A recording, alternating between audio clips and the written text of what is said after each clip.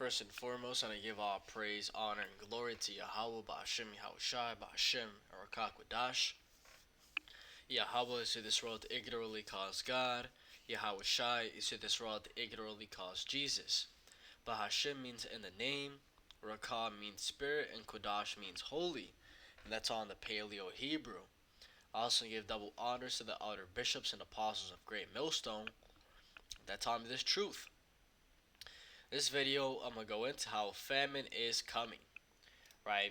The brother here, the Hopeful Like 3, posted a video going into how woman shares dream about famine. Pretty much this woman right here had a vision, okay? Even though she looks like an Edomite, looks like a heathen, she had a vision. Okay, that's exactly what the Lord said was going to happen. Right, in Acts chapter 2 and verse 17, and also when you go to Joel, the second chapter, it goes into the same scripture. It says, "And it shall come to pass in the last days, saith God, I will pour out my spirit upon all flesh, and your sons and your daughters shall prophesy, and your young men shall see visions, and your old men shall dream dreams." Okay, and this is exactly what I believe this woman had, is a vision. Okay, and the way you know your dream is a vision is if it's directly linked to Bible prophecy. Okay, and as I was watching this video, a scripture started popping up in my head. Okay, and I'm going to just go in the order that they popped up and just paint that picture. Right, and like I said, just because she looks like an Edomite doesn't mean anything. Right, the Lord said upon all flesh. Okay, the Lord has made heathens in the past have visions. An example would be Balaam. Right, going to Balak and Balaam, two Moabites, and the Most High Yahweh showed Balaam what was going to come of the future. Right, he showed him the kingdom of heaven and the kingdoms that are going to rule. So, I just want to put that out there. But let's play the video. And I haven't had one in a while, so this one kind of caught me off guard. And then something happened afterwards once I woke up that I want to explain to you guys as well that actually bothered me more than what the vision did. Again, I don't know why I'm receiving these. I'm thankful that I am receiving these so that I can warn others. But anything that he shows me in my sleep or in visions. And the reason she is receiving these is to warn others, but also primarily for the 144,000 men, the prophets, to watch videos like this and break it down. Right? Really make that connection.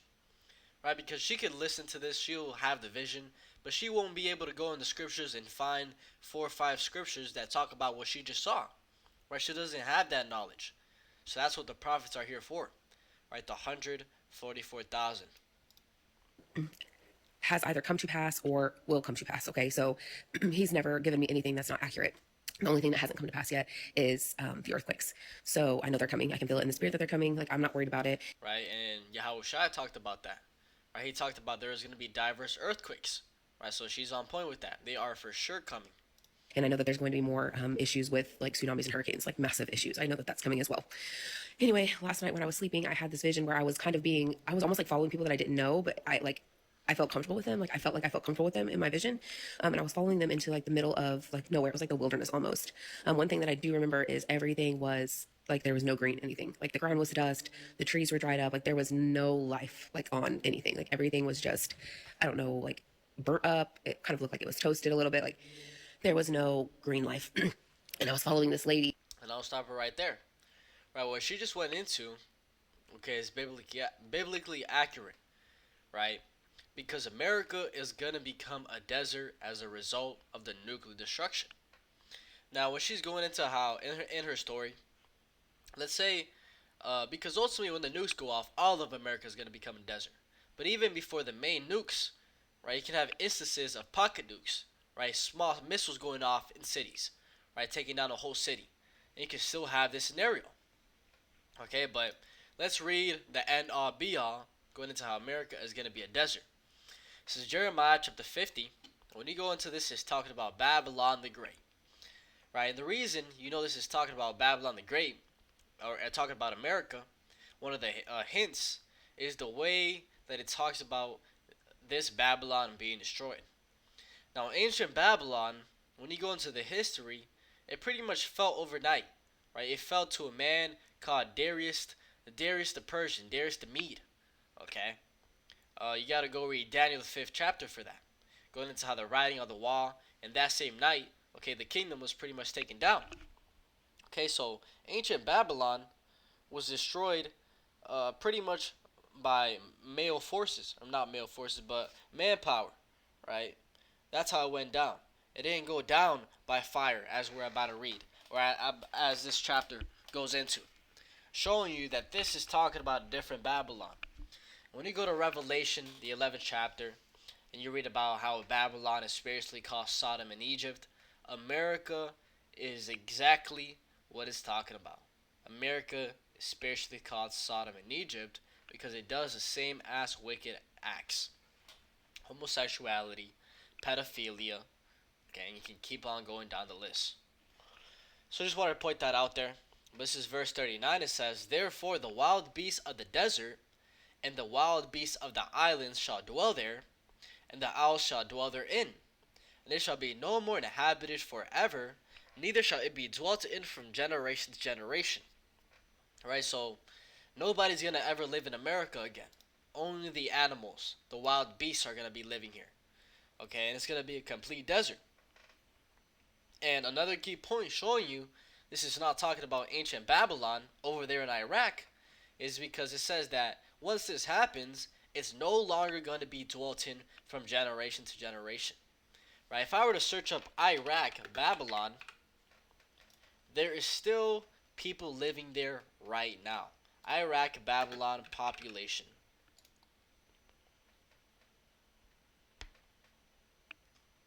$2,231,000.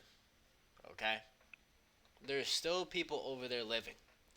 So, it doesn't fit the prophecy. This is talking about a different Babylon.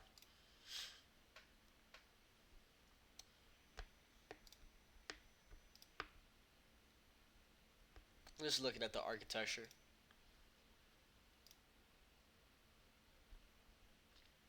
So, it says, "As God overthrew Sodom and Gomorrah and the neighbor cities thereof, saith Yahweh, so shall no man abide there, neither shall any son of man dwell therein." Right? So the Most High is going to take this place down, so the same way he destroyed Sodom and Gomorrah. And how did he do that? He did that by fire. Right? By fire. Okay? Sulfur hailstones. Exactly like this. And if you go over there, right, Sodom today, you can find sulfur balls all on the ground. Like this. Right? The reason being is because this actually happened. Gomorrah's cooked sulfur left versus naturally occurring yellow sulfur. Right? The difference is that the one on the left is 99.99% pure. Right? That's damn near impossible to find. The burning sulfur ball has melted its way down through the rock. Due to the heat, the canal has sealed. And the information is there, man. The receipts are there. So, let's keep watching the video. She didn't have any clothes on, which I noted. And she led me to her like group of people. Like some of them I could. And when she said that these women didn't have any clothes on, it brought me another scripture, right? Another scripture right here. In Isaiah chapter 32, when you go into this chapter, it's going into the same thing, these end days. Start at verse 9, it says, "Rise up, ye women that are at ease, hear my voice, ye careless daughters, give ear unto my speech. Many days shall ye be troubled, many days and years shall ye be troubled, ye careless women. For the vintage shall fail, the gathering shall not come." Right, all these nice things they have right now, these Walmarts, the ability to have 10, 20 men on their roster, okay, feminism, okay, all that's going to go away. It says, "Tremble, ye women that are at ease, be troubled, ye careless ones. Strip you and make you bare, and gird sackcloth upon your loins." Right, so these women out here are going to be made bare, okay? And when it's talking about wearing sackcloth, okay, sackcloth was a specific type of garment that they would wear back then. Okay, when there was great lamentation, right, horrendous things going on, like this pretty much. So the Lord is going into how, hey, they're not gonna be out here wearing no dresses. They're not gonna be out here wearing no Louis Vuitton, no Gucci, okay, none of those types of brands. They're gonna be out here on some raggedy ass clothes, probably stinking because they ain't got no pads, right, for their period. Okay, smelling like fish, okay, all hairy. Right? They're not gonna be out here looking cute. Okay, and the cute ones are gonna get fucking, are gonna get abused. Right? Are gonna get trains ran on them. Right? Right now, these women are riding the cock carousel from jumping from man to man to man, but soon to come, that cock carousel is gonna run them. Right? Soon to come, that cock carousel is gonna ride them. You know what I'm talking about, man. It's crazy, but scriptures talk about it. It says, "They shall lament for the teats, for the pleasant fields, and for the fruitful vine." Right? They're gonna be wanting the days of 2019, 2018, where everything was fine. They were prospering. They had food. They had water.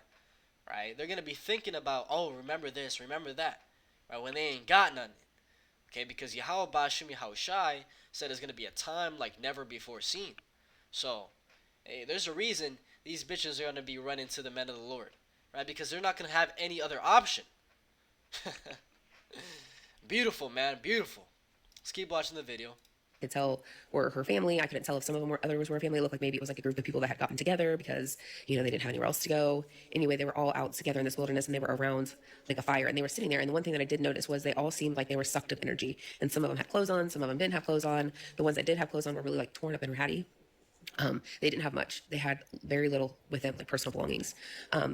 And they told me to come sit, and so I came and sat with them. I had somebody else with me. I don't know who it was, but it was somebody who was traveling with me. And we sat down together, and there was a little girl that was sat next to my friend or whoever was with me, and they were passing around like a tiny little piece of food. Like, it wasn't very big at all, and they were all taking like little nibble bites and passing it around, and we all got a little bite. And when I handed it, my friend handed it to the little girl. She was so weak, she like could barely take it, and she just put it up to her mouth. She didn't even take a bite, and she just like laid down like she was just. I think I missed the point. They were sucked of energy, and some of them had clothes on, some of them didn't have clothes on. The ones that did have clothes on, some of them were others were family. It looked like maybe it was like a group of people that had gotten together because they didn't have anywhere else to go. Anyway, they were all out together in this wilderness and they were around like a fire and they were sitting there. And the one thing that I did notice was they all seemed like they were sucked of energy, and some of them had clothes on, some of them didn't have clothes on. The ones that did have clothes on were really like torn up and ratty. They didn't have much. They had very little with them, like personal belongings. And they told me to come sit, and so I came and sat with them. I had somebody else with me. I don't know who it was, but it was somebody who was traveling with me. And that's a key point.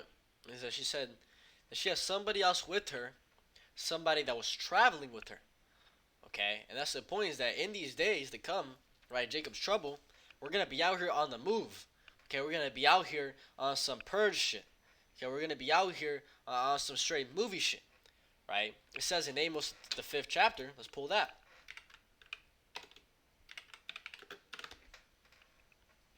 Amos chapter 5 and verse 19, 18, it says, "Woe unto you that desire the day of Yahweh. To what end is it for you? The day of Yahweh is darkness and not light, as if a man did flee from a lion and a bear met him, or went into the house and laid his hand on the wall and a serpent bit him." Right? So it's going to be constantly something.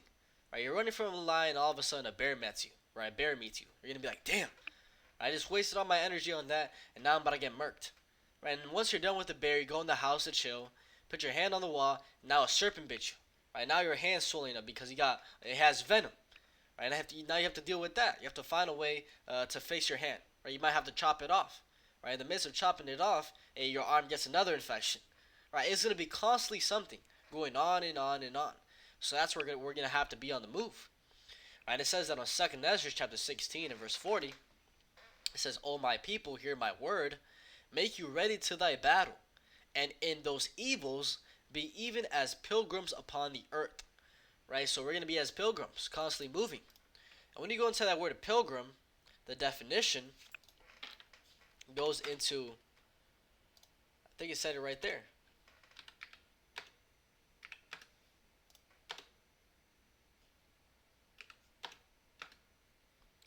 That was a weird way it popped up. A pilgrim is a person who travels to a holy place, often a foreign land, for religious or moral reasons. Okay, and that's exactly what we are. We're going to be out here walking through this foreign land, America, for religious reasons, because we are not going to take that chip.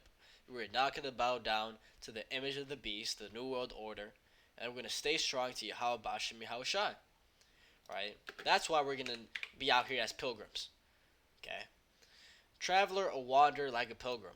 A pilgrim is a traveler who is on a journey to a holy place. Typically, this is a physical journey to some place of special significance to the adherent of a particular religious belief system. Right? So, hey, it tells you clearly. That's how we're gonna be out here, is moving. So I just clicked when she said that. And we sat down together, and there was a little girl that was sat next to my friend or whoever was with me, and they were passing around like a tiny little piece of food. Like it wasn't very big at all, and they were all taking like little nibble bites and passing it around, and we all got a little bite. And when I handed it, my friend handed it to the little girl. She was so weak, she like could barely take it, and she just put it up to her mouth. She didn't even take a bite, and she just like laid down, like she was just,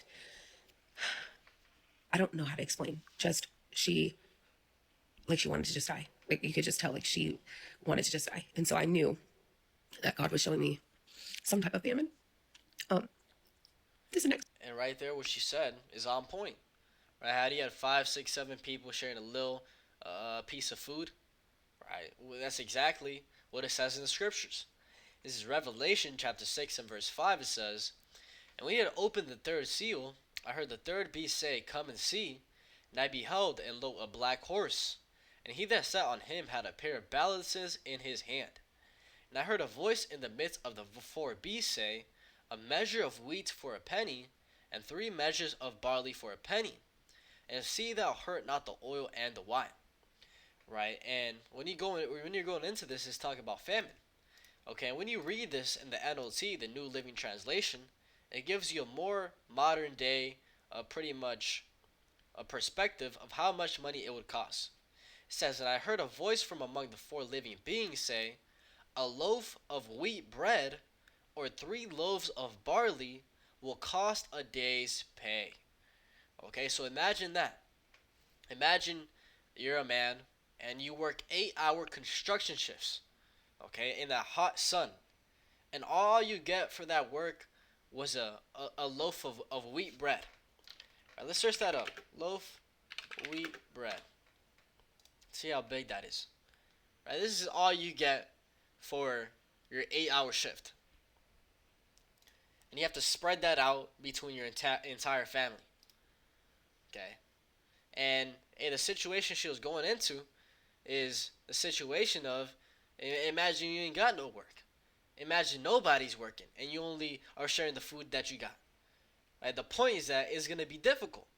Right? Like I said, a day's pay for a loaf of bread. That's already insane in itself. A lot of people can't imagine that. Right? This nowadays costs $3.64. This is what this costs right now. Okay, and a lot of people, let's say you're working a job, you're making 18 an hour, right? You work 8-hour shift. That's roughly $180. Let's just put it at that. $180. You can buy 60 of these, okay, with one day's pay. But in that day, you're only going to be able to buy one. So, let's keep seeing what she says. As far as why I'm so emotional, I woke myself up out of this vision because the little girl made me so upset.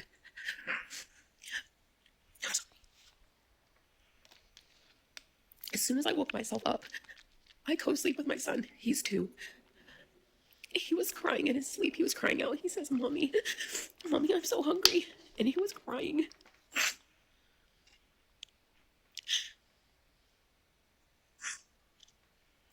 And it freaked me out. My son talks in his sleep all the time. But he was crying out. And he was saying, Mommy, Mommy, I'm so hungry.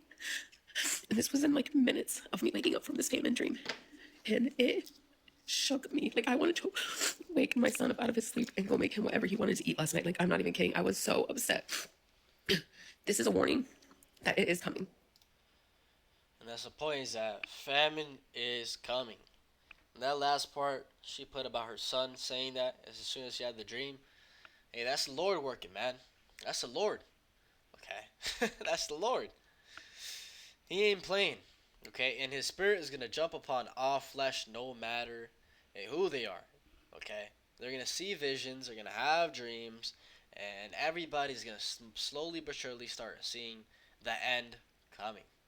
So, Just wanted to touch on that. Hopefully, this is edifying. With that, I want to give all praise, honor, and glory to Yahweh, Ba'ashem Yahushai, Ba'ashem Rokak Wadash, and double honors to the elder bishops and apostles of Great Millstone that taught me this truth.